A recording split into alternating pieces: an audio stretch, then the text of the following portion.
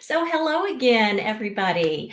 I'm Jacqueline Whitmore, and we are live. It's so nice to see everybody. I'm using a new platform today, so I'm just kind of getting used to all of the buttons and functions. And I see that we have a full class today. We have Vivian, welcome. Lorna, hello. Melissa, Tracy, Belinda, Lavetta, welcome. Jeanette, welcome. Hello, happy holidays. Donna Morris, great to see you. And let's see who else. Celeste, if you are here for the very first time and you have never taken any of my classes, please state that in the comments. That's how we're going to communicate with one another. As I mentioned before, this is a new platform for me. I've used it in interview formats for 3 years, but this is the first time I'm using it for a webinar format.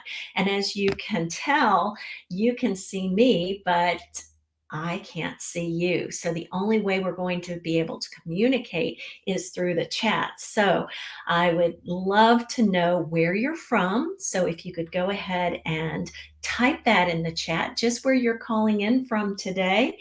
And I will read these things off as you type them in. So, oh, Melissa, you're a newbie.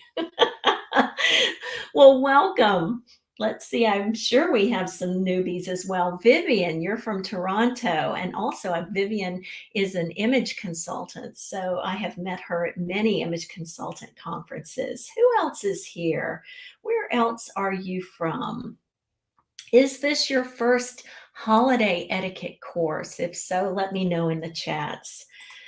So, as I said before, I will be able to read your comments. And Martine, you're from Palm Beach. In fact, I can even show your comments in you see on our screen here. We can see that Catherine's from Boston and Martine's from Palm Beach. Donna is from Union City, California. Let's see, who else do we have? Teresa, welcome, Orange County, California. So, yay, keep the comments going. So I'm excited about today's class because it's the one and only holiday webinar that I do every year. And this one's a little bit different in that, well, the last 2.5 years, we've kind of been sent to our rooms and now we're getting out again. We're actually meeting and mingling and having dinner with friends and family. And I think it's just a wonderful time of year. And the holidays mean different things to different people. And I know the holidays this year can be tough for some of us when others are just looking forward to getting out and about. So I happen to be one of those people who loves to entertain. And because many of you are in the etiquette and image industry, I know you love to entertain too. So I've got a little setup here on my left. So I'll be referring to this from time to time. And if you have any questions throughout the program, please feel free to type them in the chat. So without further ado, I'm going to just go ahead and we're going to start, and I'm going to show my slides. Okay, so if you can see everything, just go ahead and put yes, I see the slides clearly. Just let me know because, again, I'm using a new platform. So let me know. And Jeanette, this is your first holiday etiquette course. Well, welcome. Excellent. Okay, so good. The comments are coming in. Excellent. Everybody can see the slides. Perfect. So you may see me changing things around a little bit. I might be going full screen like this. I might be small in the PowerPoint presentation. I might even be up here off to the side. And then I might even go full screen. So anyway, like I said, I'm still playing along with this, so it should be a lot of fun. So let's go ahead, and without further ado, we will get started. This class is 90 minutes long, and I promise to leave plenty of time at the end to ask questions. So if you think of something, you can either write it down in the chat or save it until the end. I probably will take questions at the very end because once I get going, I'm full steam ahead. So let's go ahead, and if you're not familiar with me, hello, I'm Jacqueline Whitmore. I'm the founder and director of the Protocol School of Palm Beach. I founded my company back in 1998. And a few years after that, I decided to write my first book, which is titled Business Class: Etiquette Essentials for Success at Work. And then my second book came out 5 years later. That's titled Poised for Success: Mastering the Four Qualities That Distinguish Outstanding Professionals. So I've been doing this for a long, long time, and I have enjoyed it so much. And many people don't know how I got started in the etiquette business. So let's kind of rewind the clock and go back to the very beginning. How did I learn all of this information? Well, back in the early 90s, I was hired as the assistant director of public relations for the Breakers Hotel in Palm Beach. Now, if you've ever been to the Breakers, you know how beautiful it is. It is a world-class family-owned hotel. It's situated on the Atlantic Ocean in South Florida. 528 rooms, 2 golf courses, 7 restaurants. I mean, it is spectacular. And when I was just 28 years old, I was hired to work in public relations, and I worked for this beautiful resort for 5.5 years. And while I was there, my very first year, I was responsible for the etiquette camp for kids. I was responsible for promoting these camps, not teaching them. Remember, I had not even taken an etiquette course at that point in time in my life.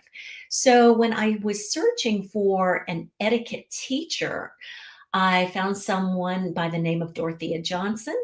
She was the founder and director of the Protocol School of Washington, and she and I worked together on these summer camps for 4 years straight. I promoted them, she taught them, and during one of the years, we opened the camp up for adults. And being the curious person that I am, I felt like I needed etiquette just as much as anyone, because when you are working in a beautiful environment like Breakers, and you're working with people in what I thought were more sophisticated, well traveled, wealthy, I felt I had this imposter syndrome, this inferiority complex, and I really wanted to fit in, and I wanted to know how to engage with people from all walks of life all over the world. So I took the etiquette camp for adults, and I enjoyed it very much. And to make a long story short, I ended up going to Washington, D.C., and becoming certified in business etiquette and international protocol. And I started teaching the staff at the hotel. And that's where I cut my teeth in the world of etiquette. And then in 1998, I was laid off. My position was eliminated, unfortunately. But as we all know, when a door closes, a window opens. So I took that opportunity to start my own business.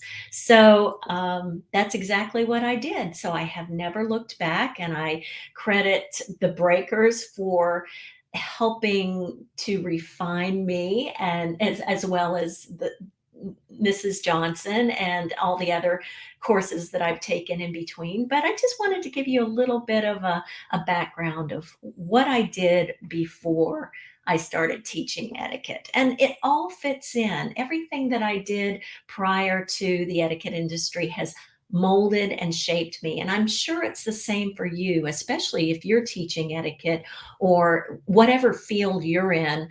All the things that you have done have led to your success, and they have prepared you for what you are doing today. So today we're going to be talking about host duties, guest duties, how to set a table, how to plan a party, and all kinds of fun things in between. So the first thing I want to um, say is that most people don't realize there's so much for hosts and hostesses to think of. Now, I'll just say hosts, to be gender neutral for today's program. So when you're getting ready to host a party, whether it's at your home or at a hotel or even at a restaurant, there are a lot of steps to think about, but especially if you're doing it at your home. So you have to think about the menu, you have to think about what you're going to serve. You have to take into consideration your guests' preferences, their food likes and dislikes. Do they have any allergies or dietary restrictions? And this is the responsibility of the host to find out ahead of time. If the host doesn't do that and you're a guest and you know that you're allergic to something, you certainly want to let the host know so that when you show up for a dinner party, there are other options. Or you might even say to the host, may I bring a dish? Maybe you're a vegetarian or you're vegan and you would like to share something with the other people in the group. It's perfectly acceptable to call and just say, may I bring a dish? Or I'm practicing a vegan diet or whatever you want to say. But anyway, it's the responsibility of the host and the guest to make each other aware. So, invitations, we don't see those much anymore. Back in the old days, people used to send paper invitations. Now, people are sending evites, and even uh, there is there are a lot of people who don't want to send an evite. They just want to send a text. Hey, my party's this Saturday night. Can you come? Or they're putting something on Facebook and creating a private group. There are so many ways of inviting guests, but the way you invite your guests will dictate the formality of the party. For example, if you've got a wedding coming up and the wedding's extremely formal, you want to make sure you send out formal invitations. But if you just want to throw a fun party together in a few days and invite some neighbors over, it's acceptable to text them or call or even send a message on social media. So think about your invite in terms of how formal is the event. And if you're a guest, you certainly want to respond to the invitation as soon as possible, because if you can't attend, it allows the host to invite someone else. So you also have to think about your decorations. Are you going to have flowers? Are you going to have extra seating or tables, or what kind of supplies do you need? Because if it's a large party, you may not have enough silverware for everyone. So are you going to serve your dinner on paper plates, or are you going to use fine china? So what I recommend is that you get some sort of notebook and you start taking notes, and you keep track of what you have to do, what you've done, who you need to call, and check these things off. And this type of thing, even though this is old school, which I'm old school, it does keep you organized instead of, you might even be extremely organized. I know I have some friends here on the call who love spreadsheets. You love checklists, and that's fine too. Whatever works for you. Are you going to have entertainment? Will you have a piano player? Will you have a full band? Maybe you won't have any entertainment at all. Maybe you are the entertainment. So you certainly want to book your entertainment well in advance, especially during this time of year. If you're going to hire a DJ, you probably should have done it back in October. So there's a lot of logistics to think about. Then, if you're going to be serving alcohol, are you going to want to sit behind a table and pour everyone's drinks? Do you want everyone to serve themselves? Or do you want to spend a little extra money and hire one or two bartenders to help you out? Think about parking situation, because if you're doing a party at your home, do you have enough parking? Alert your neighbors ahead of time so that they know that you're going to have a party so that they're not taken aback when they see 50 cars on your street. And then, of course, you'll want to think about cleanup. Are you cleaning up? Are you going to hire a cleanup crew? Are your friends going to help you? These are just little things that you need to keep in the back of your mind. And that's why it's so helpful to keep a composition notebook or an Excel spreadsheet or just some notes on your phone, just to keep yourself organized. This is a biggie because one of the biggest pet peeves that most hosts have is the fact that people forget to RSVP.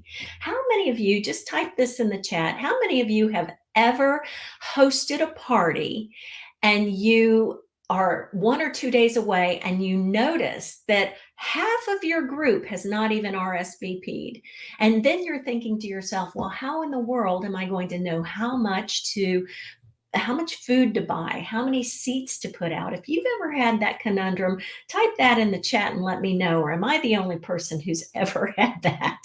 I remember when I got married years and years ago, I sent out the RSVPs and the invitations, and someone sent their invitation or their RSVP back and said, yes, I will be coming and I am bringing 3 friends. And the invitation stipulated that you could bring 1 guest. So what do you do in that situation? I see some of you have, yes, so I see some of your comments. In fact, Melissa says, I don't think people RSVP anymore, or very few do. I totally agree, Melissa. And that's why it's a big pet peeve. So anyway, this person RSVP'd and said he was going to bring 3 other guests to the wedding. I had to call him up and have a very kind and candid conversation and let him know that seating was extremely limited and that he could bring 1 guest. Well, this did not sit well with him, so he decided not to attend the wedding. And that's another thing. If you are going to invite parents, are they allowed to bring their children? And if children are not invited, then you have to make that known or either provide childcare. Again, this all depends on the formality of the party or the event. So people will ask you, may I bring an extra guest? And if it's okay, or if they just show up with an extra guest and you're not prepared, this is what I say. Instead of making a big deal out of it, if it's these things happen. Just pull up an extra chair. In fact, that guest may be a really great guest and you might enjoy meeting him or her. So here we go. Guest duties. Once you accept, follow through. You hear that? Once you accept, follow through. That doesn't mean that you say, I'm coming, and then you don't show up, because that puts some stress on the host. So if you can't make it, I would recommend that you cancel personally. Then that means text or call as soon as you know, because you don't want to put that person in an awkward position. And as we all know, parties can be expensive. Food can be expensive. So you want to make sure that you cancel personally and let that person know ahead of time. Bring a gift. A host gift is such a nice gesture. And one of the things that I like to bring to a party is a bottle of wine. And I only bring the bottle of wine if I know that the person will enjoy it. For example, if this person doesn't drink champagne, or I don't know that person drinks champagne, then it probably is not a great gift. So you want to tailor the gift to your host's preferences or interests or hobbies. And just know that if you're going to give that host a bottle of wine, that's a gift. Don't expect him or her to open it that evening. And I remember years ago in one of my seminars, one of my guests raised their hand and said, well, my host drinks cheap wine and I don't like the wine that they serve, so I bring my own bottle and give it to them. And then I ask them to open it. Well, that's not the art of hospitality. You want to make sure that that person knows that it's a gift. Let's talk about flowers. If you like to bring flowers, make sure that you bring them in a vase or a vase, if you call it that. Don't go to the grocery store and grab some flowers and put them in cellophane and walk in the door and say, "Here," because what that does is it pulls the host away from his or her guest. And then they have to go to the kitchen and try to find something to put the flowers in. Or you can send flowers ahead of time, maybe the morning of or the day before, so they can have the flower arrangement put on the table. And so when you're thinking about host gifts, you want to make sure that it's something small. It doesn't have to be expensive. It can be a candle, it can be chocolates. Maybe it's even something that you make by hand, which is even more special because that's something that no one else can duplicate. So, but you never show up to a party empty handed. Always ask, "What can I bring?" Even if it's a potluck, you can say, "What can I bring?" So let's go ahead and show the slides again. And if there are any questions, please remember to type them in the chat. And I'm checking the chat. I am checking the chat as we speak. Here we go. If you're a guest, you want to arrive on time. Now, what does on time mean? If the cocktail party is 5 till 7, that's a 2-hour window. And that usually means that you can arrive anytime between 5 or 7. You just don't want to arrive when the party's ending. You certainly want to arrive within that window within a reasonable amount of time. However, if it's a dinner party, then that person may be serving dinner at 7 and they may want you to arrive at 6:30 for cocktails. So there might be a half-hour cocktail hour followed by a seated dinner or a buffet dinner at 7. So that's when you want to make sure that you don't arrive late, because if everyone's seated and you walk in 20 or 30 minutes late, then that makes you look unprofessional. Be a gracious guest. Offer to help. You might want to offer to volunteer to greet guests or take coats or pour drinks or even clean up. And that just, even though the host may say, "Oh, no, no, no, you enjoy yourself," it's nice to at least offer, because as we all know, those of us who have thrown parties, we know that there's a lot of work that goes on behind the scenes. What I do recommend if you're the host is don't start cleaning up while your guests are still in the thick of the party. What I have seen some hosts do is, let's say they're hosting a dinner and the dinner is over, then they go and take all the dishes and go to the kitchen and start washing the dishes while their guests meet and mingle. Your job is to clear and then leave the dishes there and then go meet and mingle with your guests, or serve coffee. Or I like to serve coffee in a different room. I never like to serve coffee at the table if I have the space, because if you've been hosting a party and it's a sit down dinner and people have been seated for 2 hours, believe me, they're ready to get up, move around and mingle, and maybe you serve your coffee or cordials or chocolates in another room so that people can continue to meet and mingle with the other guests. And speaking of mingling, you want to be a good guest and you want to make sure that you introduce yourself. If you have a partner or a spouse or a friend with you, make sure that that person is being introduced to other people at the party. If you don't know anyone at the party and you're a newcomer, you might want to say to the host, "Would you mind introducing me to some of your guests?" And the host, 9 times out of 10, will be happy to do that as long as he or she is not engaged in another activity.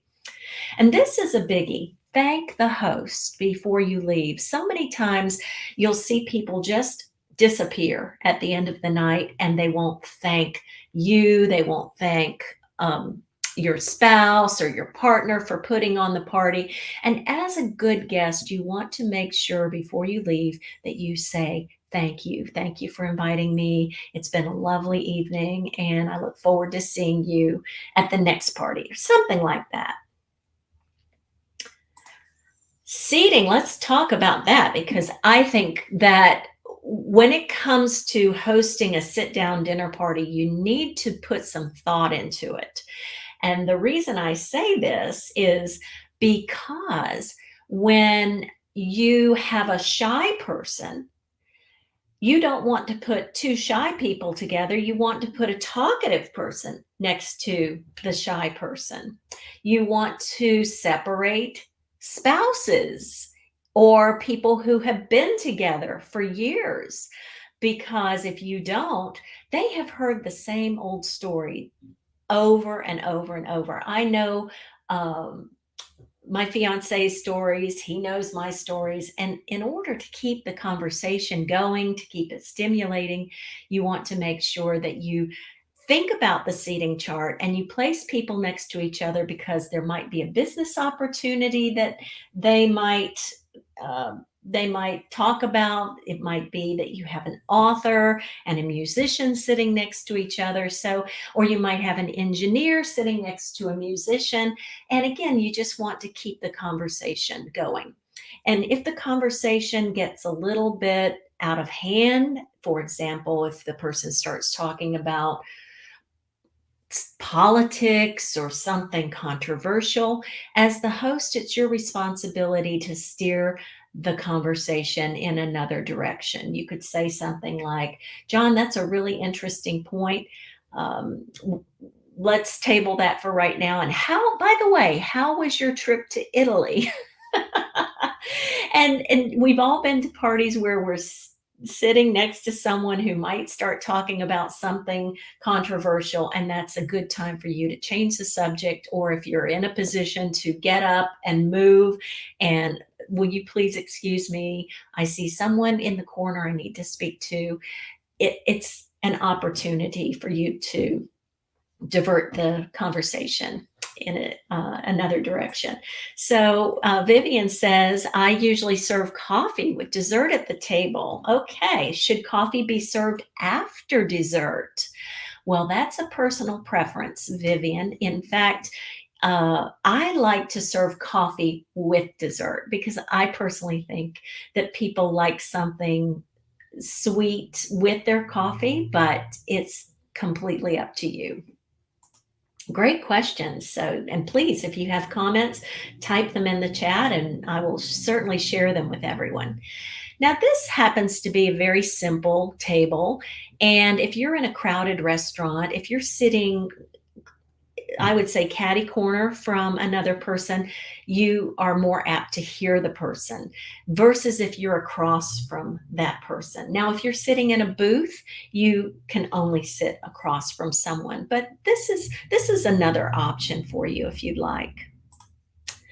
This is a table of four, and so you have a host at one end and a co-host at the other end, and then you place your guest of honor if there is one. It can be the most senior person or the oldest person. In a business meal, it would be the person who holds the highest rank and status. So business and social will be different. Business is not based on gender or age. Business is based on power and precedence. Whereas in social situations, you might seat the oldest person, maybe the grandmother or the grandfather, or maybe it's someone who flew in from out of town. Maybe that's your guest of honor. And the guest of honor is always seated to the host right. If there's a spouse or a second guest, you would seat that person, the second most important person, to the co-host's right. Okay.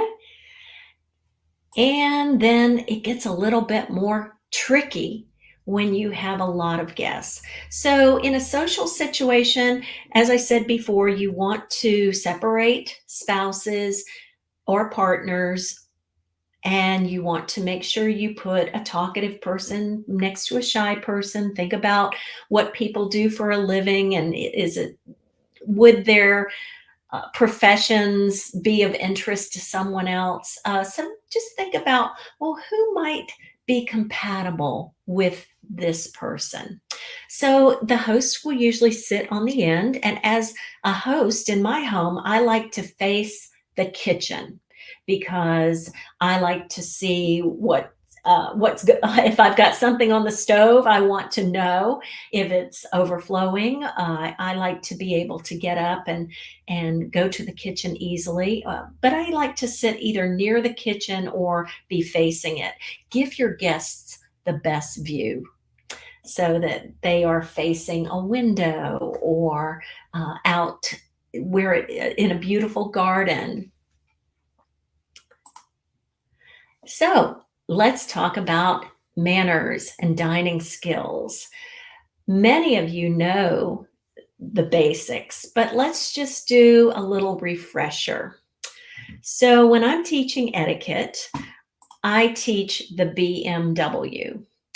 Some people will teach the eyeglasses. Now, what the eyeglasses are is if you take your hands, and this is a fun exercise that I do in my classes. If you take your hands and you make the A-OK sign, just like this, then if you take a look at this hand, this is the letter D. This hand is the letter B. So bread will always go on the left and drink will always go on the right. Or you can think of BMW, and that's bread, meal, water. B stands for bread, M stands for meal, and W stands for wine or water, BMW. So when you're setting your table, you want to make sure that your glasses are on the right, your bread plate is on the left, and you may not have all of this silverware at home. Just use what you have. You may not have a salad fork, or you may not have enough knives to give everyone. That's okay. Just use what you have. So let's take a look at a simple place setting. This may not look so simple. In fact, let me put my spoon here at the top. This slide that I'm showing you is not really a simple place setting. A simple place setting would be one fork, one spoon, and one knife. But this is a lot like what I have here in front of me. If you can see, we've got the salad fork, a dinner fork, salad knife, dinner knife, and then a soup spoon over here, and dessert spoon and dessert fork at the top. Whew, that's a lot of silverware. But as I said, you just use what you have. You can put the napkin either on the plate, or you can put it off to the side, like I have it off to the left-hand side. And did you know that in a formal dining situation, you never use napkin rings? In formal dining situations, you would either fold the napkin into a pretty pattern like a dove or a bird of paradise, or you would just fold it like I did here in a rectangle and put it off to the side. So you could do any of that.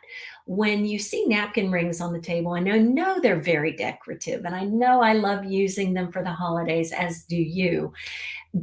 It's usually reserved for less formal meals, but I won't tell anybody if you want to use napkin rings, because I like them, and I think they add a nice touch and a decorative touch to the table. Okay, let's look at a more formal place setting. You'll notice in this particular place setting that there is no spoon, there is no fork at the top of the plate. What will usually happen is dessert will be served in another room, or once all the silverware has been cleared, the fork and the spoon will come out with the dessert. That's just another way of doing it. But if you're not wanting to wash a lot of dishes, I get it. You can just put everything out on the table and people can use the silverware as they go along. You always work from the outside in. What that means is you use the fork on the outside first and the spoon on the outside, and then you just work your way in. You'll notice in this particular slide that we've got one knife that looks a little bit different. Notice the knife on the right-hand side. It's in the center of the other two knives. And that knife looks like a sword.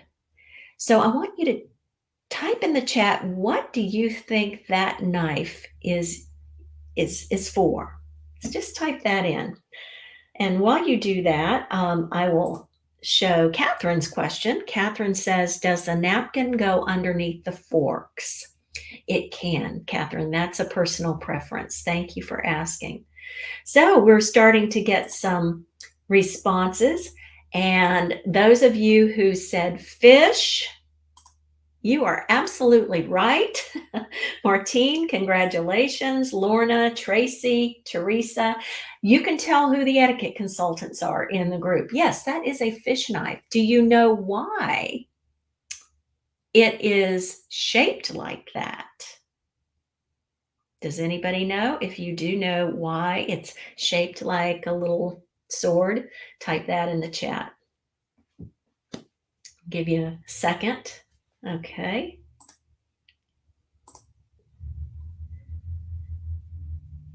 Okay. Yes. Yes. A few people are exactly right. Tracy, exactly right. Bones. That particular knife was designed to debone the fish.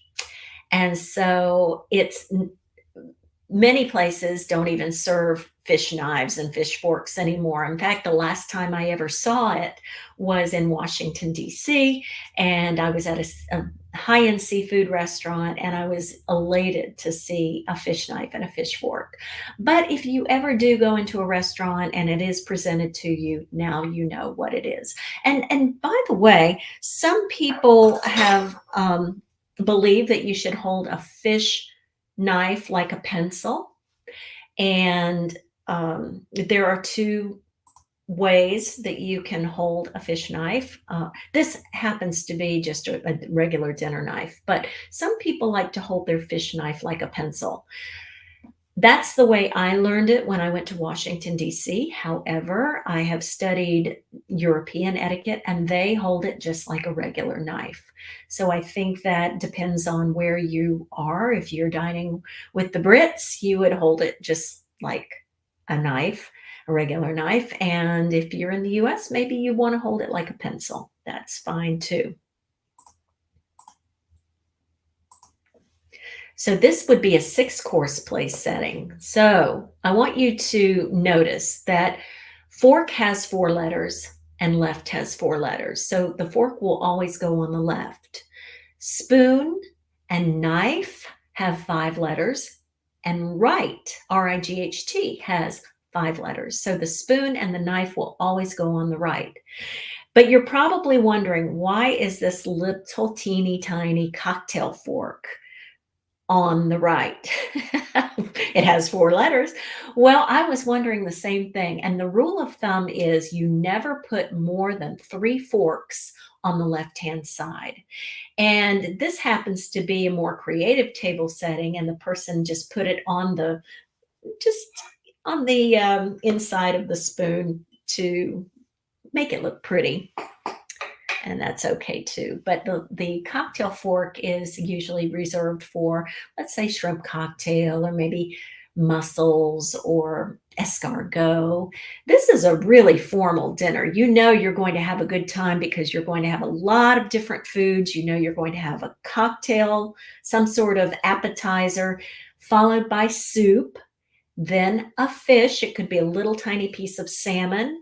Then you'll have dinner next. And guess what? Notice that the salad knife and the salad fork are the inside. They're closest to the plate.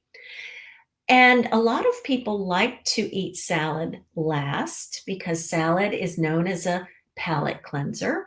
Some people believe it aids in digestion. And in many European countries, they like to have salad either with the food or after the main course. So that, again, that's a personal preference. I really like to have salad last as well.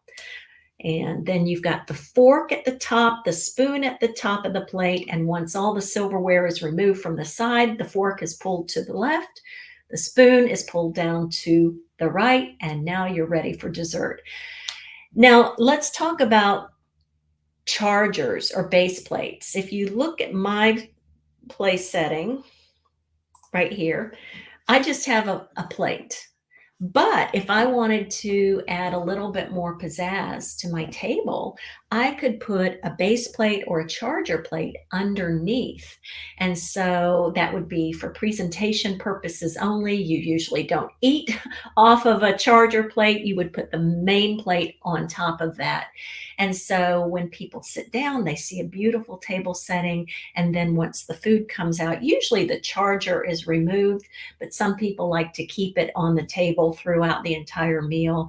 That's fine too. But if your table starts to get crowded, oftentimes you can just take it off, and then maybe you just take it off at dessert time. That's completely up to you. Now, speaking of crowded tables, once you start putting all the silverware and the glassware down, you're probably thinking, I have no room for a flower arrangement. Or if you do have a flower arrangement, make sure to keep it small, because if you have something enormous, it's doing two things. It's impeding the view. So you want to have an arrangement that is low enough for people to have a conversation. And you also want to make sure that the flowers have no scent. So keep those stargazer lilies and those fragrant roses off the table, and have, if you're lighting candles in the evening, and usually candles are only lit during the evening, if you're going to have candles, keep those smelly candles off the table, because then the scent competes with the aroma of the food and the wine, and then it just, you just don't want that. Yes, so somebody used the word chargers. That's true. Chargers or base plates. Here's a question. Donna asked, in a formal setting, do you put salt and pepper on the table? And Donna, that's a really good question, because you could put little individual salt and pepper pots, a salt cellar and a pepper pot on the table. In fact, I love collecting antiques, and I have these little teeny tiny crystal salt cellars, and I just put salt in there, and each and every diner gets one of those, and a little teeny tiny sterling silver pepper pot. So yes, the answer is you can do that, or you might have the silver salt and pepper shakers, and it's between every two guests. That's fine too. So the answer is yes. Now, if the host does not want you to salt the food for any reason, and I wouldn't know why, but that person could decide not to put them on the table. Okay, yes, someone asked, are they still used? Jeanette, are you talking about the pepper pots and salt cellars? Are they still used? I would say not very much. It's kind of like the fish fork and the fish knife. It's something you don't see very often. Okay, salt. Is salt used much anymore? That's, again, as a host or as a chef, that's going to be up to you to decide. Okay, so let's keep going. Love your comments. Thank you so much. This happens to be a very formal place setting. And you can see on this particular table, yes, they are using pepper pots and individual salt cellars. You see the little teeny tiny spoons, and you might even have a nut dish. You could buy these little antique sterling silver dishes to put at every single person's place setting, and you can put almonds or cashews or mixed nuts in there, and people will usually eat those between courses, and that makes kind of a nice little touch. Donna says, I'm not sure what a pepper pot looks like. It looks just like a salt shaker or a pepper shaker. It's called a pepper pot, but it is a shaker. So let's take a look at this place setting. We have soup spoon on the far right. Then it looks like there is a fish knife, a dinner knife, and then it looks like soup. Or maybe we have something like an appetizer after the fish. Anyway, soup, and then another course. So, wow. And then look at the menu. The little menu is in a silver stand. That's a nice touch. And then you see all of the glasses, all of the crystal. And let me tell you a little trick that I learned before Thanksgiving. I was polishing all my silver and getting it ready for my guests. And then I started taking down all my crystal and polishing it up. And I have a book that was written by a butler, Charles McPherson is his name. You can Google the book. And in that book, he has a section on polishing wine glasses. And what he recommends is when you wash the glass with warm, soapy water, you never take the washcloth and move the glass. You always move the washcloth.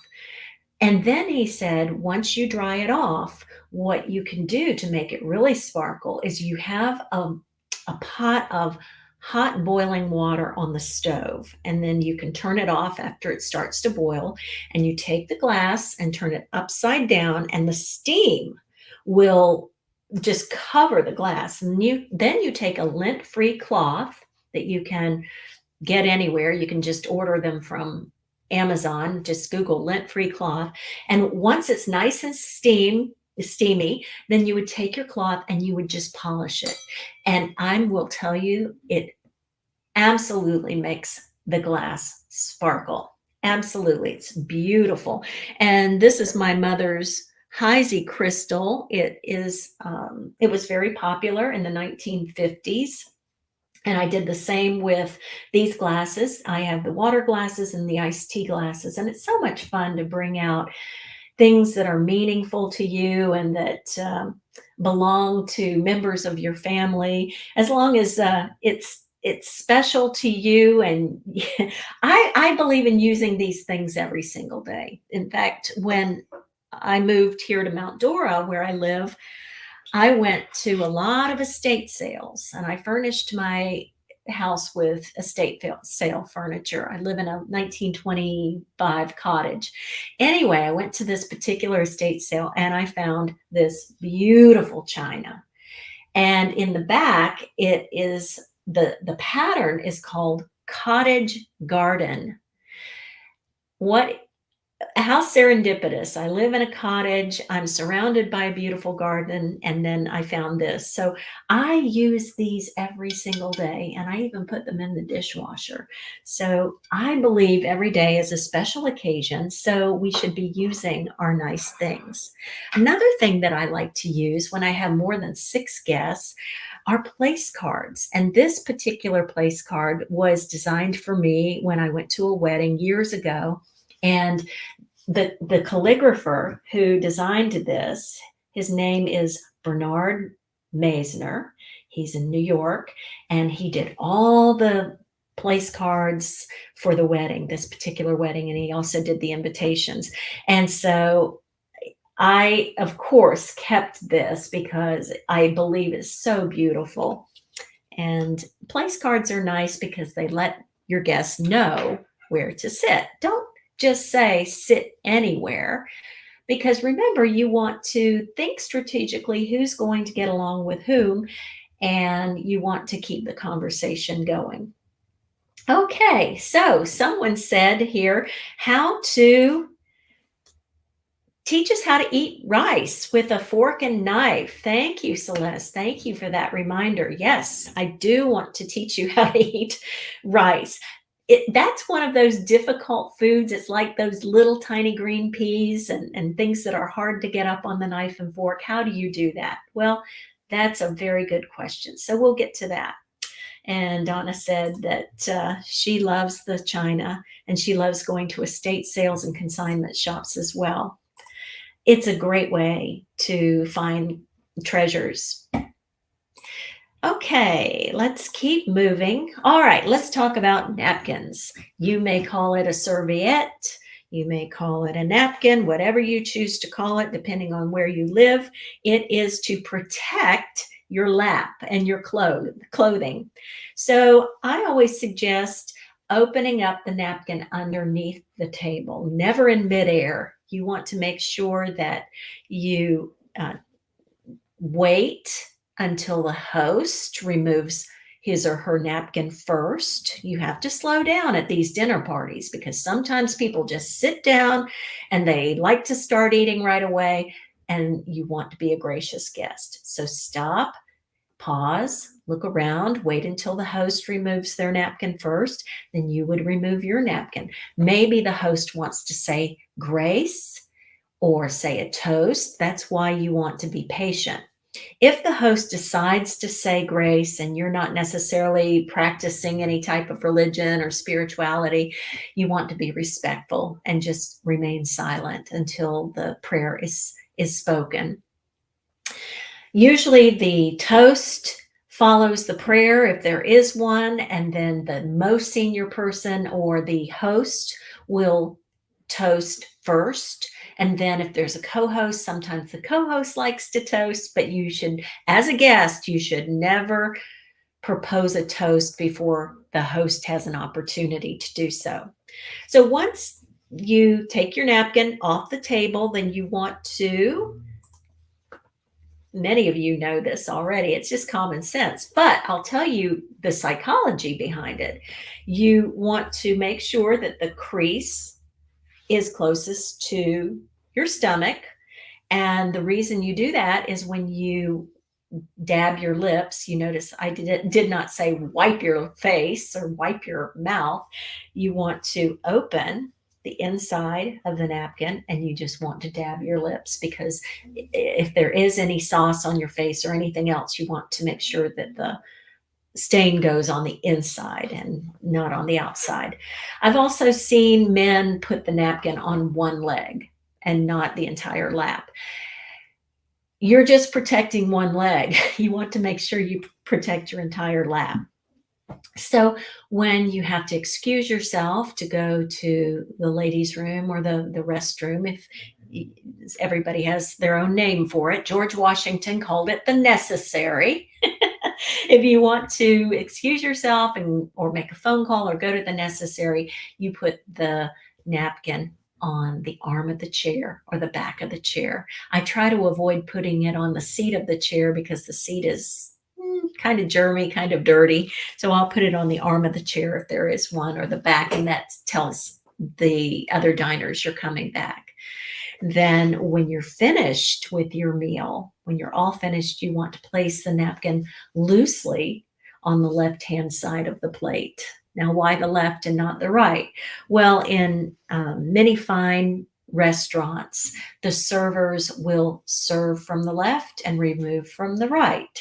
At the breakers, the servers used to serve from the right and remove from the right. So there is a psychology behind where to place the napkin. So anyway, you never place it on the plate. You never just do that. So many people do that. And also, one of the biggest pet peeves of mine and many hosts and hostesses is when people try to be helpful and they stack their plates. They start putting their bread plate on this plate and this plate on this plate, and they're not thinking about it, but they're just trying to be helpful. Well, you don't stack your plates. You just don't. So if you have any questions about napkin etiquette, just please type it in the chat. We have a question here. Valinda says, when we separate couples, should they be across from each other at the table? That's up to you, Valinda.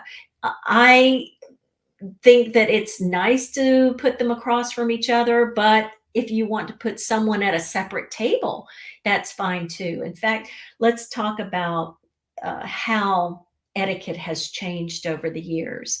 when the Kennedys came into the White House. Jackie Kennedy decided to mix things up and to change things a bit. And what she did was, instead of at these big state dinners, she would she'd get colorful tablecloths. She was the first lady to start using color and incorporating that in the table settings, because in years past everything was all white. And another thing she did was she always made sure there was a host or someone of importance at every single table, whereas in the old days the presidents would insist of having like a table of honor at the front. And we all know how awkward that is when people are staring at you when you're eating. So she insisted that every single table have someone of importance. Okay, and Catherine asked, what is the name of the Butler book? Let's see. I will have to find that and put that in the comments. But the author, if somebody can do a Google search for me, is Charles McPherson. I put that in the comments. So if somebody could look that up and then put the name of the book in the comments, I would appreciate that. Okay, Tracy has another question here. She says, I've always been told to loosely gather the napkin and place to the left of your place setting. I see others doing it different ways. Has etiquette changed regarding the napkin placement? Not that I'm aware of, Tracy. I've always been taught that you place the napkin on the left side of the plate. I think the faux pas comes in when people put the napkin on top of the plate. If you place it on the right, you won't go to the etiquette hall of shame. But when you put it on the plate, then the napkin gets really dirty. So thank you for that question. Okay. I love your questions. Oh, did you see that little tip on the last slide? It said, don't tuck your napkin into your shirt.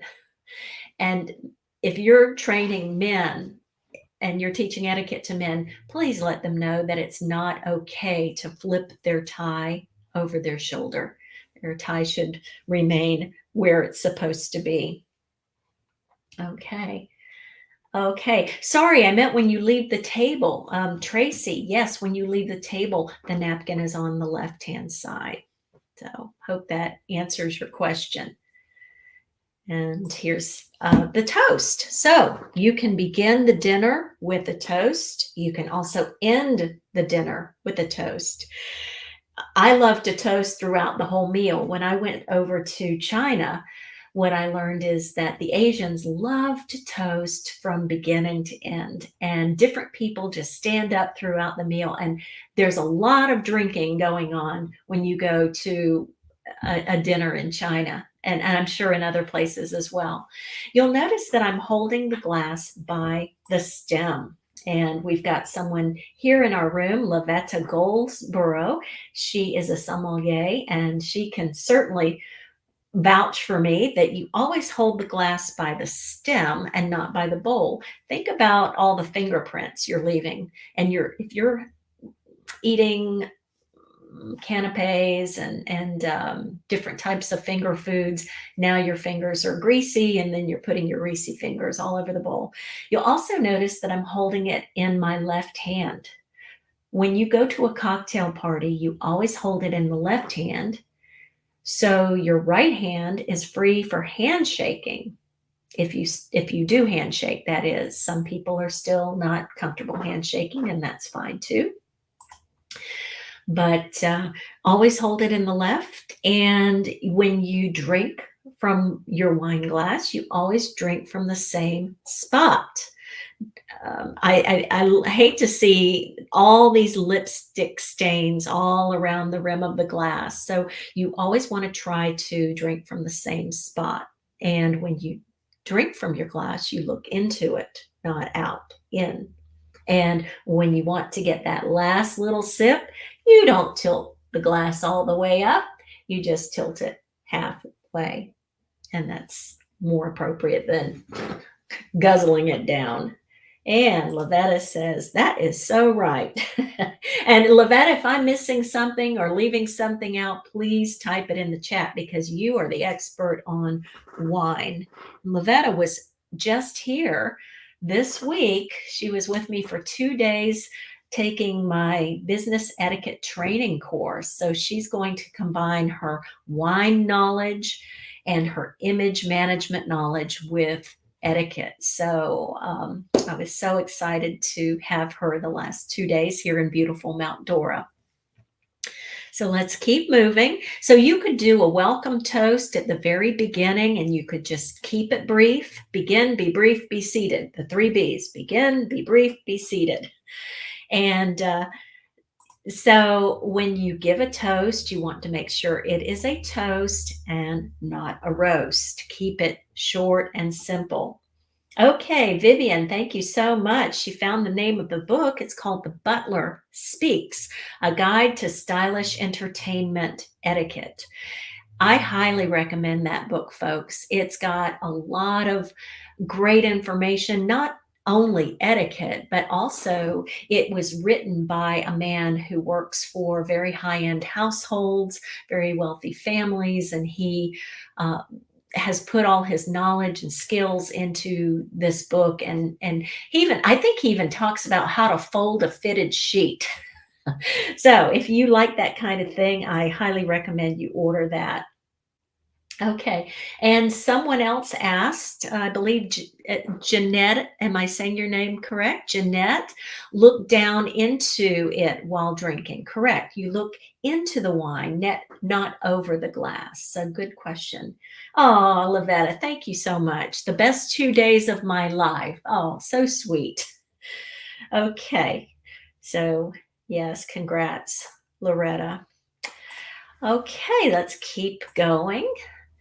Here's some more wine etiquette. Again, I'm not the expert in this. I know very little, but when I teach a dining etiquette course, oftentimes in a restaurant, there is an expert who comes in and can talk about how to pair different wines with different foods and things like that. I like to talk about just the basics, how to hold the glass, and there's no need to sniff the cork. In fact, a lot of wines don't even have a cork anymore. They have the screw caps, and the importance of looking at the label and the importance of choosing the wine ahead of time and so forth. So we could go on and on about wine. In fact, maybe I'll bring Lavetta back and we can all do a wine etiquette program. If you're interested in that, say yes in the comments. And if you don't drink alcohol of any kind, that's okay. What I teach my corporate audiences is if you're going to any kind of corporate event and you don't want to call attention to yourself, or if people ask you, well, why aren't you drinking? And you're tired of those questions, I get it. Then you can ask for, let's say, something that looks like wine and have it served in a wine glass. Or you can have something that looks like a cocktail and ask for it in a rocks glass with a little stir. And by the way, you know those little stirs, they look like straws that you see in cocktail glasses? Those are not straws. Those are simply to stir the beverage, and then you take them out and you place them on a plate or a napkin. You aren't supposed to drink your cocktail from a straw. A lot of people don't know that. And if there's a garnish, of course, you can just drop it into the cocktail or just leave it there on the rim. Okay, Donna has a question here. She says, I have a question about wines. As etiquette has evolved, white wine is said to accompany fish and red with beef. Has that changed? And the answer is it all depends on what you like. You're not going to go to the Etiquette Hall of Shame if you like Chardonnay, oaky Chardonnays, and you have a filet mignon. Normally the wine, and I could be, that'll let me know, but normally the wine is paired with the sauces. For example, if fish has a white sauce, you might want to pair it with something, a white wine and so forth. But it can be very complicated. That's why if you are in this business, I encourage you to take a wine course. I encourage you to learn about the different types of wines, even just the basics, because that will help you convey the information to your participants. But in my opinion, if I really, just to be honest with you, I really love Chardonnay. I'll drink Chardonnay with a steak. But I know there are ways of properly pairing wines with food, and you might want to just ask the sommelier on staff, if there is one, what would you suggest? And again, if anyone would like to chime in with their tips, I would love to hear them. How to hold the knife and fork. You would think that this is common sense, but common sense isn't so common anymore. So if you have a knife and fork handy, or if you want to run to your kitchen real quick and get a knife and fork, you can follow along with me. So I'm going to go full screen here. And you'll notice that I stop right here. I don't put my finger on the blade. I stop right here. And I stop right here. And you notice that I only have one finger extended. The other 4 fingers are curled under the knife and fork. This is the proper way to cut. Make sure to keep your elbows in and not out when you're cutting. I had a student of mine tell me that when she was a little girl, her mother used to put books underneath her arms so that when she was cutting, she would learn to cut properly and she wasn't trying to fly away. So make sure that you put your fingers on the top just for some leverage, and that you cut. You can cut towards you if you like. You just don't want to saw your meat. And you always cut one piece at a time. You never cut all of your steak at once or all of your salad. Now, maybe you're thinking, well, do I even cut salad? Because my grandmother taught me not to do it.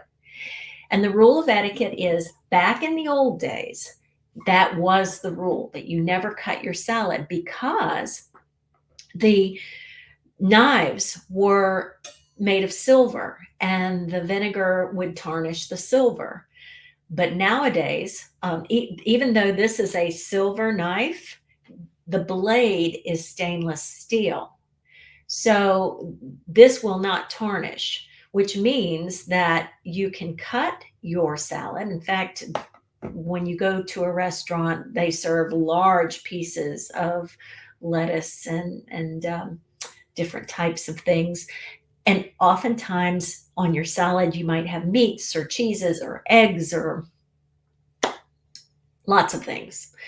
So yes, sometimes you have to cut your salad, but you always cut one bite at a time. And small bites. My mom used to say, cut small bites. And I never understood why she said that, but now I know, because as soon as you put something in your mouth, if someone asks you a question, then you have an opportunity to chew what you have in your mouth, swallow it, and then answer the question. Nothing is worse than seeing someone talk with their mouth full of food. That's one of my biggest pet peeves. Speaking of pet peeves, I want to know what your biggest etiquette pet peeve is when it comes to dining. So please type that in the chat. I would love to know. And while you're doing that, Lavetta said, that's a good generalization. So much better to alleviate choices. And I guess you're meaning about just choosing. Let me talk about, without spending a ton of time on this, about choosing the wine. Because if you're entertaining a group of colleagues or friends, okay, this can get tricky, because let's say some of the people in the group are big drinkers and other people are teetotalers. As the host, it's your responsibility to choose the wine. Don't look at one of your guests and say, Larry, will you choose the wine? Because that person does not have a clue how much you have to spend. So he might choose the most expensive wine on the menu. Or if you're just not sure, or you're not a wine connoisseur, you might want to call the restaurant up ahead of time and pre-order your wines. And you might want to order one red and one white, and that's fine too. Okay, someone said, oh, their pet peeve is, Tracy, yours is chewing with the mouth open. Lorna, makeup at the table. Vivian says, eating with your mouth open. I think a lot of us are in agreement with that, chewing with the mouth open. Yes. If you have a pet peeve, please put it in the chat. When servers clear before everyone is finished. Yes. Okay. This is a really good point. Thank you, Teresa, for bringing that up. I collect antique etiquette books, and I have an Emily Post etiquette book from the 1930s. And believe it or not, in this particular book, she states that as each diner is finished, the table should be cleared. For example, if we're all eating together and Lorna finishes before me, her plate should be taken away. This was Emily Post back in the 30s. Would they say that now? I'm not sure, but the etiquette has changed over the years, and the rule of etiquette dictates that you always wait to clear after every person has finished their meal, because if you're the last one sitting there and everyone is staring at you, think about how awkward that feels to that person. And my definition of etiquette is the art of knowing how to make others feel. It's respect, it's kindness, and it's the mindfulness of how your behavior is affecting other people. That is my definition of etiquette. Donna mentioned elbows on the table. Absolutely. That's a pet peeve. Body language. We have to watch our body language, the slumping and pushing our plate away and wrapping our legs around the legs of the chair. Here's another one. Someone said their pet peeve, Vivian, you say when a guest starts to eat before everyone is served. Yes, you want to wait until everyone at your table has been served before you start eating. Now, in a buffet situation, it could be a little bit different. You go through the buffet, you want to sit and wait at least for another person to show up before you start eating. So, but in general, yes, you're right, Vivian, you should always wait. So we're getting to that rice question, I promise. Okay, so now we know how to hold the knife and fork, and you just make sure that you flip it over. I would, again, with this particular diagram, I always recommend going just right here to the tip, not on the blade. Bread and butter plate. The bread and butter spreader, or butter knife, if you want to call it that, can either be placed on the plate in a horizontal or a vertical position. And I like to give each person their own bread and butter plate. But if you don't have that at home, that's okay. Because back in the old days, before they had bread and butter plates, guess where they would put the roll? If you want to take a guess, go ahead and type that in the chat. Where would the host put the roll? Any guesses? Okay, let me tell you. On the table. You're probably saying, what? On the table. Yes, a few of you got it right. Tracy says on the table. So did Teresa. So back in the old days, they did not have all of this, all the things that we have now. So the families would just take a roll and put it on the table. Actually, another way they would do is they would also, this is something that you could still do today, but back in the 1700s, they would put the roll in the napkin and fold the napkin up like so. I'm not doing this properly, but anyway, they would put the roll in the napkin and it would be placed on the table, and that way it would keep the roll warm. And then once you take the roll out of the napkin, you would put it on the table. Now, you might remember when you go to certain restaurants, they have this little device called a crummer. So the server will come to your table at the end or even in between courses and crumb the table. Have you ever seen that? It's quite nice. They'll crumb the table because you start to get all of the breadcrumbs all over, and it just keeps the table neat, clean, and tidy. So that's the reasoning behind that. So when you eat your bread, you break off one bite-sized piece. That doesn't mean that you cut your roll in half. In fact, you never cut bread. You eat it with just by breaking off one bite-sized piece. You butter that one piece and then you eat it. And never use your bread to clean your plate. Okay. And Jeanette, she says, I have two. You probably have two crummers. Is that the proper name? So she has two. And Donna asks here, in bread baskets with rolls and a folded napkin. You could do that, of course. Okay.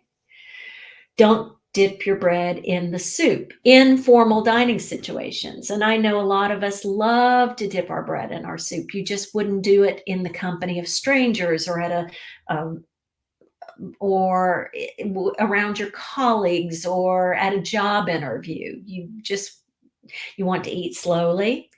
And a business meal is more about the business and less about the meal. So you want to eat things that are, or order things that are easy to eat. Stay away from that big club sandwich or that big pork chop on a bone or anything with a red sauce. And so when you're serving appetizers, for example, if you're going to do a 30-minute cocktail hour, you want to make sure you have plenty of non-alcoholic beverages for those people who don't drink. You might have soft drinks or sparkling water, still water. And then you'll want to have red and white wine. And if you want, you could serve beer as well. And you also want to think about your appetizers, because if you're serving these big appetizers, then as soon as you serve them, then they could crumble, they could get on your guests' clothes. So my rule of thumb is serve something that can be eaten in one bite. And that's always been my go-to rule. It's things that are easy to eat. Okay. Love your comments, love your questions. Thank you. Now, let's talk about the bread basket for a minute, because I know that Donna mentioned them. So thank you for the reminder, Donna. When you're at a table and the bread is served in a basket, a communal basket, if you're the closest one to that basket, pick it up. Don't wait for the host, because that host might not be anywhere near it. But if you're closest to the basket, you pick it up, and you always serve someone else first. So I was taught that you pick up the basket, you offer it to the person on your left, then you take your roll if you'd like one, and then you pass the basket to your right in a counterclockwise pattern. If there is no one to your left, then you would just pick it up, offer it to the person to your right, then you take your roll, and then it goes around counterclockwise. But the rule is you always serve yourself second or last. Okay, Vivian has a question here. She says, what do you do when you drop a piece of your appetizer at a cocktail gathering? Well, if you're at somebody's home, you certainly want to bend down with your napkin and pick it up so that it doesn't stay on the floor and get on someone else's shoe. And the same thing with your fork. If you're in a private home and you accidentally drop your fork on the floor, then you would just simply pick it up and you would ask the host for another one.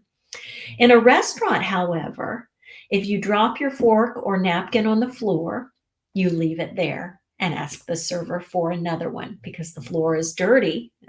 It's a public place, so you want to make sure that you don't put a dirty utensil back on the table.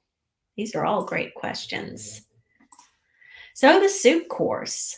And remember, I haven't forgotten about that rice question. So let's talk about soup first.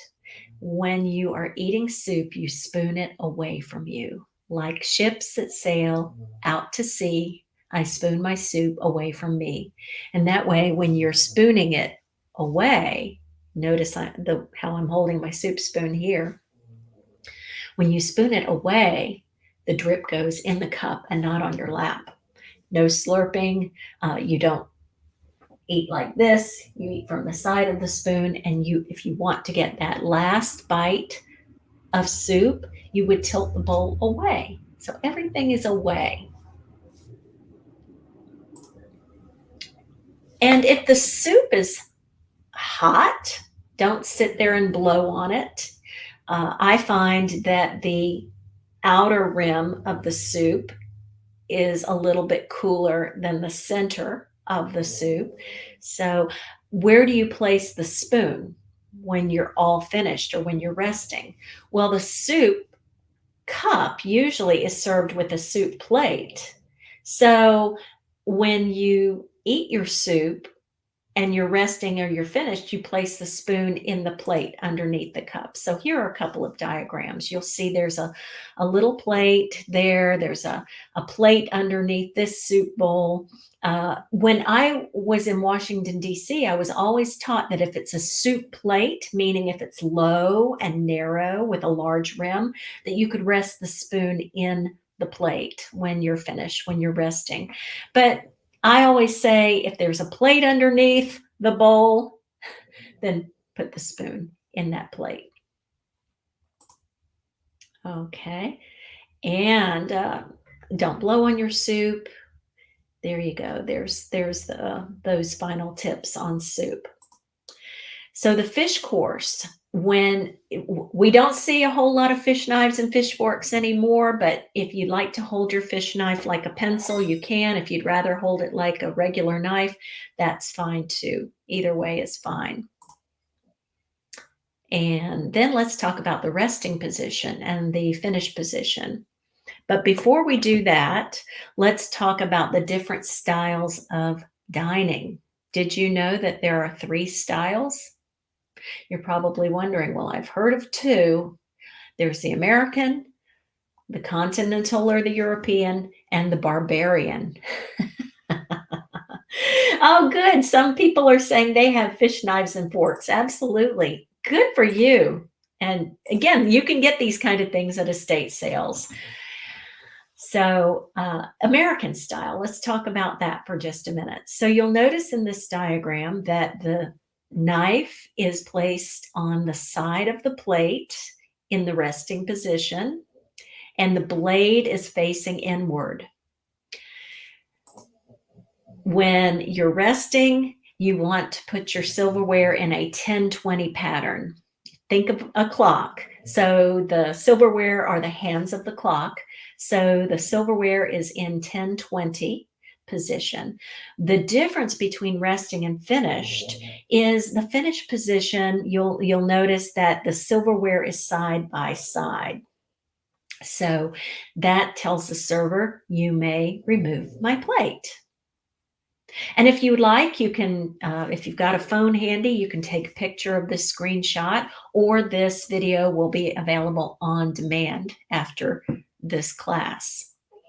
So we have to move pretty quickly. I can't believe we've just zipped through almost 90 minutes. How to hold the knife and fork, we talked about that. The Continental style. Now, this might not look familiar to you, but I think it's faster and more efficient, and you can eat more food in less time.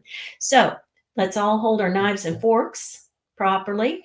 And when you are cutting, you cut, and then you bring the food to your mouth with the tines of the fork upside down. So cut and eat, cut and eat. How many of you eat continental style? If you do, let me know in the chat. I had to learn this style when I started working at the Breakers because I started eating with people from all over the world, and it intrigued me and I wanted to fit in. I did not want to stick out. So I learned the continental style, and actually it's my favorite way of eating. And it's less noisy too. Instead of the zigzag where you cut, put the knife down and eat, it's just all one movement. Now let's talk about rice. How do you eat rice? So if I'm eating continental style, I'll cut a piece of meat and then I'll take the peas or the rice or the potato and I'll push it up on top of the meat, and that meat serves as an anchor. So then you bring it up to your mouth and you have to balance it, but that's the proper way to eat rice continental style. American style, however, remember, we're eating with the tines up like this. So one way that I can scoop rice up into my fork is I might turn the fork over and then I would use the knife as a pusher, and then I would eat the rice. So it's completely up to you. So I see we have a lot of people who do eat continental style. Good, good. So this is the resting position where the silverware is in a V pattern or an X, and then the finished is side by side, 10-20, but you'll notice the tines of the fork are down because we've been eating with the tines upside down. This is the barbarian style. Yes, so this woman in this picture, she's holding the silverware like a cello at the top, some sort of musical instrument. And then if you notice down below, she's holding it like a dagger. And then she's also putting her silverware halfway on the plate and halfway on the table. That's a big no-no. I call that the rowboat style. Once the silverware has been used, it always goes back on the plate, never on the table, either in a resting position or silver. This is something else that we don't see anymore, finger bowls. Vivian, do you have finger bowls? I don't have them at my house, but I have seen them in restaurants at the Breakers, but it was years and years ago. Jeanette is asking, is it okay to turn the fork over in the US and Europe? Is it okay to turn the fork over in the US and Europe? Well, we see that all the time in the US if you're talking about eating like this. You seldom see it in Europe. Most of the world eats continental style. It's the Americans who still eat American style. In fact, back in World War II, here's a little bit of history trivia for you. When the Americans sent spies over to Germany, the Germans could always detect the American spies by the way they held their knife and fork, because they did not eat like Germans. So Vivian says, no, she does not have finger bowls. Following the rice lesson, someone said that. Well, if you have any more questions about how to eat rice, please let me know. So, okay, salt and pepper. Salt and pepper walk together. If someone asks you to pass one, you pass both. You never want them to become separated. And you always taste your food before you salt it. You don't want to run the risk of insulting the host. One employer said to me years ago, he said, Jacqueline, I always watch my job candidates at the dinner table, because if they salt their food before they taste it, it indicates to me that they're making a judgment without knowing the facts. Oh, I thought that was quite interesting. Passing the milk. You always pass the milk or the cream with the handle facing the other person, so it's easy for them to pick it up and use it. So toasting the guest of honor, you can do that at the end. Perhaps you're having a birthday or a special anniversary and you're celebrating someone at your table. What you would do is you would pour some champagne, which is always nice, or you can toast with a non-alcoholic beverage. That's just fine too. You don't have to toast with alcohol.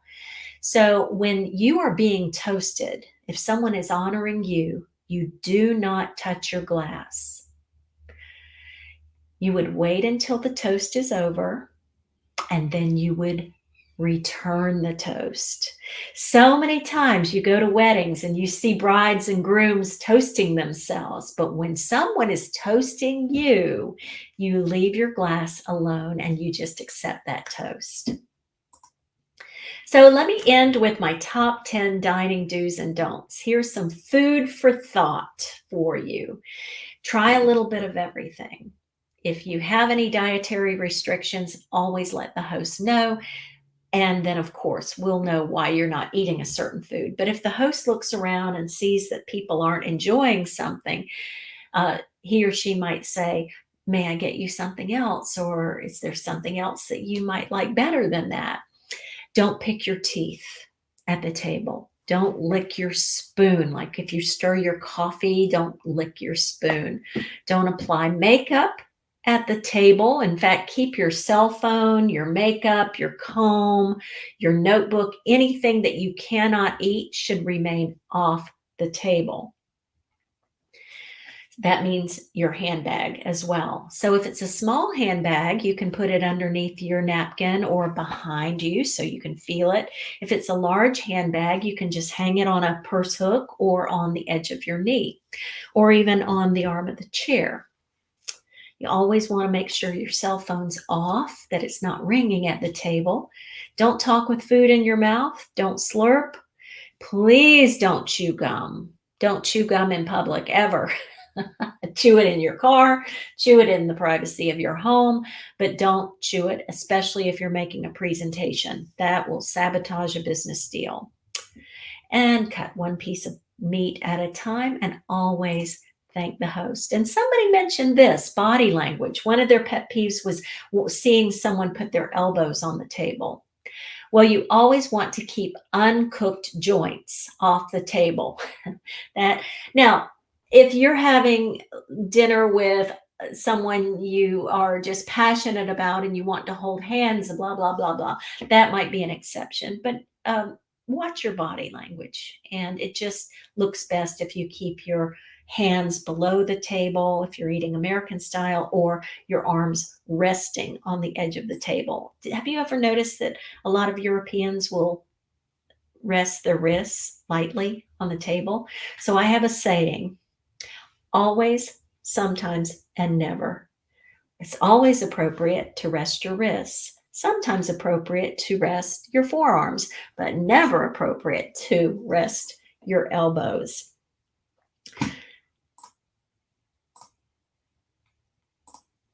Okay, so I know we are out of time, but if you would like to stick around and ask some questions, I will be happy to do so. In the meantime, for those of you who are interested in following me and learning more about etiquette or etiquette training or train the trainer or doing any private consulting with me, you can easily connect with me through my website, which is etiquetteexpert.com, or if you just take your phone and you take a screenshot of this QR code, it will take you straight to my LinkedIn page and we'll connect that way. And you can send me a DM on LinkedIn, or you can, like I said, you can just email me directly at info@etiquetteexpert.com. And I'm on all social media channels. I would love to connect with you. Many of you are already in touch with me. You've taken courses from me, and I really appreciate it. So I think we've got one or two more questions. Jeanette asks, Rice, is it okay in the US and Europe to turn the fork on the left hand over? Yes, yes. That's a great question, Jeanette, because many times I have people who are left-handed and they ask me, is it okay to eat with my left hand or cut with my left hand? Absolutely. You use your dominant hand. Is it okay to push the rice with the knife onto the fork? In American style, yes. Continental style, you would push the rice on the back of the fork and you would eat it that way. So excellent questions. Let's see. Valinda said, I thought once plates are removed, you can rest your elbows on the table. In an informal situation, Valinda, yes. Yes, that is true once the plates have been removed. And in a formal setting, however, you would definitely keep your elbows off the table. Let's see. Vivian said, I'd like to follow up on dropping food when a cocktail mingling situation. Do you pick up the food or just ignore it? Etiquette is situational, everyone. What might work for me might not work for you. So it depends on where you are. For example, if you're at a cocktail party and you drop food on the floor, well, if you leave it on the floor, think about it. Someone is going to step in it.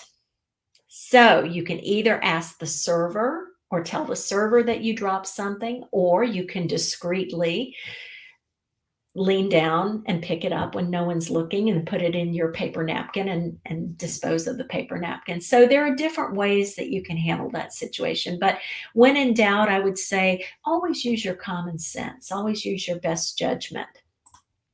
So I think that is it. How many of you are going to be having a party this holiday season? How many of you are going to be hosting a dinner party or a cocktail party? If you are, I would love to know. If you are, I wish you all the luck in the world. And I hope that you've picked up just a few nuggets to apply to your daily lives, because I know many of you who are attending this program, you all have heard this before. Maybe you've even been formally trained in the world of etiquette, and I can certainly learn from other people. And I really applaud you for wanting to increase your education and wanting to learn from me and spend this precious time with me so that I could impart my knowledge, or at least my style of training, with you. So thank you. People are saying thank you. We've got all kinds of nice comments, and I really appreciate it. Again, this broadcast will be available on demand after today, and you'll be able to watch it. And I will also try to get the video out to you. And thank you so much. Thank you so much from the bottom of my heart for following me and for sharing your comments and your questions and all the wonderful things that you.